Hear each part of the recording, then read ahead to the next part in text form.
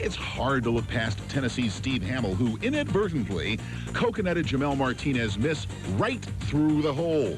And how about Kirby Puckett minding his own beeswax when... What goes through the mind of an erstwhile Play of the Year contestant like, say, Larry Donald, for example? He's standing there with Riddick Bowe when Same smacks him a left. Now, is he thinking, A, is that a piece of lettuce in his teeth? Or B, isn't the fight Saturday night? Or C, he wouldn't dare do that again? The answer is... D, none of the above.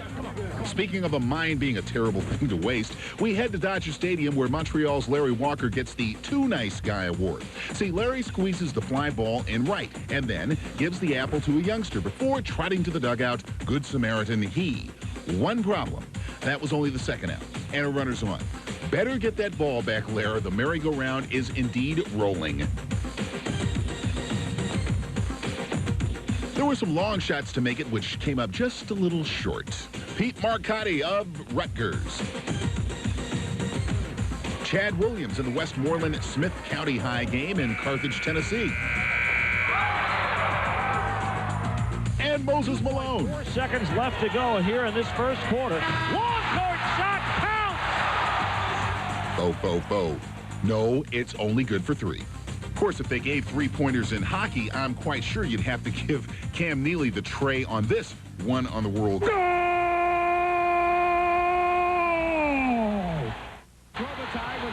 But for one goal that stands above the rest, I would have to say Wayne Gretzky's record-setting 802nd is the one to live in infamy. As will Martin Brodeur, using the bone of his head to reward the attacking club.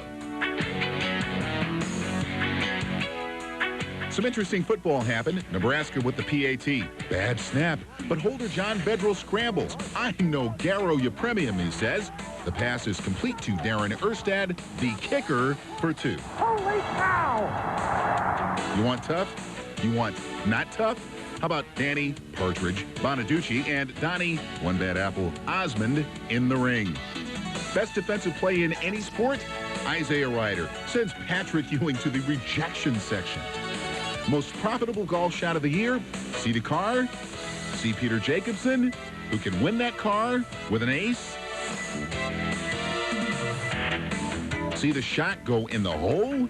And see Jacobson saying, give me those keys. Back to football. Wild punt play from Sioux Falls, South Dakota. O'Gorman versus Huron. Scott Bain punts straight up in the air and down. Right to Mike Kelly, who could have fallen forward and scored.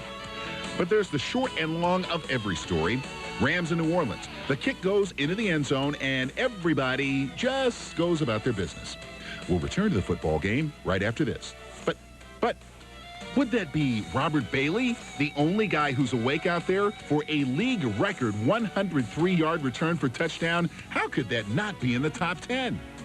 This will be remembered in Milford, Connecticut as the year of the car, the one that slammed in a reverse and kept going and going and going. Full tank of gas, no driver, 2 hours of backpedaling without that driver until the authorities took drastic measures.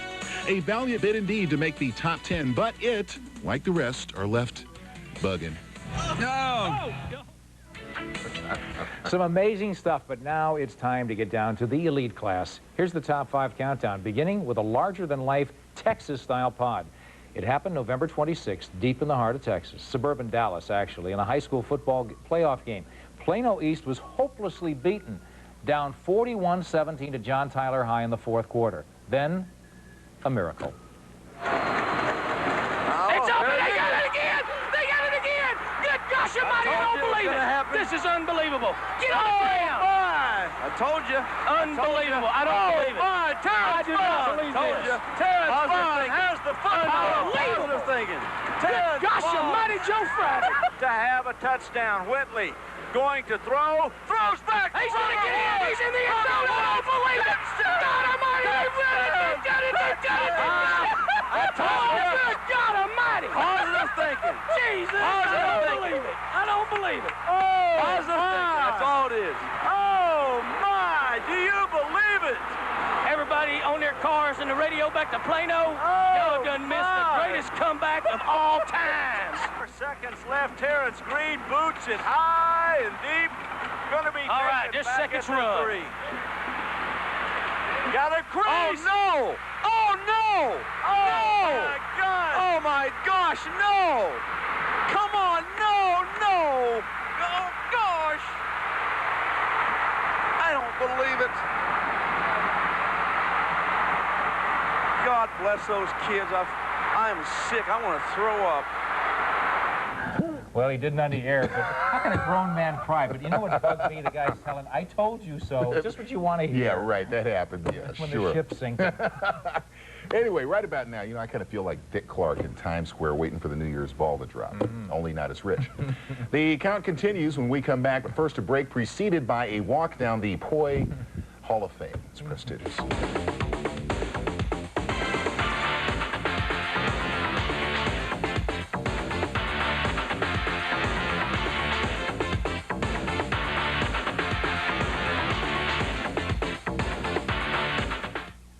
If you suffer from arthritis, get a firm grip on arthritis pain relief. Like a rifle-armed QB with an option pass to wideout Omar Ellison that clicked for 73 yards and a TD. The play call was sweet, the pass super, but the receiver had some help getting a good bounce off the defender to grab the groceries and run with it all the way to Play of the Day honors and early Play of the Year consideration. Fred? But back to the current affair, the 1994 Play of the Year Awards. We are to number 4, and for it, we turn to Division II college football action. A supreme individual effort made this one a head-over-heels favorite to make the final cut. See if you don't agree. September 17th, Texas A&M Kingsville with the pitch to Lewis Fight. You've seen guys diving in the end zone, but like this? Well, it's a sweet play. The replay does reveal excellent form, but the dismount, a little shaky. Still in all, good enough to make the Final Four. Well, number 3 is an example of what Yogi Berra once said. It's never over till it's over. When you were voting and we were counting at the end of the year, we figured the issue of Poi was settled. But there were a few days left on the calendar. On the night of December 22nd at Arco Arena in Sacramento, we saw eye-popping proof of that it's better late than never, where the Pod's involved. The T-Wolves were in town, and Isaiah Ryder turned a bad pass into something beautiful. How can we ever get tired of seeing this one again? Let's see it again. Ball's on the way out of bounds, then Ryder lunges just to keep it in play, but does much more than that. Oh, yeah. One more time with a combination of strength, savvy, and blind luck. Put it all together, it's a late December pod that got a barrel of 11th hour votes from you to end up 3rd best Play of the Year. That was, as we say in the business, a heave. Anyway, I've got a potential Timberwolves player of the future sitting in the number 2 position. Just imagine you're playing a basketball game. The other guys have the ball out of bounds under your basket. You've got the play perfectly diagnosed defensively, and then this happens.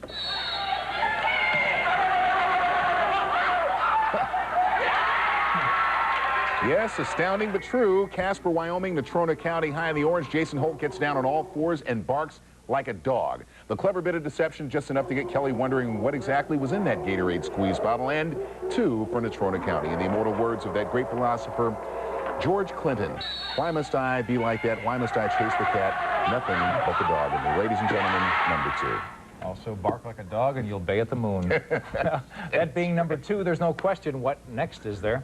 When we come back, the high note of 1994, the pod that beat all pods to finish first. Stay with us.